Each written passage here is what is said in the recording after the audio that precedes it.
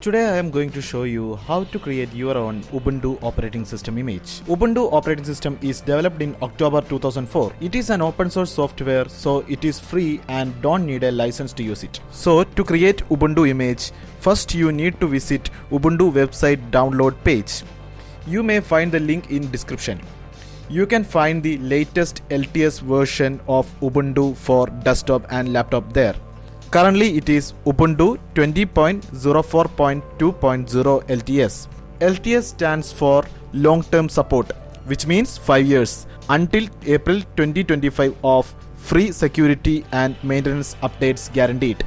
You can also find the release notes and recommended system requirements. For this version, you need 2 GHz dual-core processor or higher, 4 GB RAM, 25 GB hard disk free space, DVD drive or USB port for installer media, and having an internet connection is helpful. You can click on download button to start download. The image size is around 2.7 GB and it will take some time depending on your internet speed.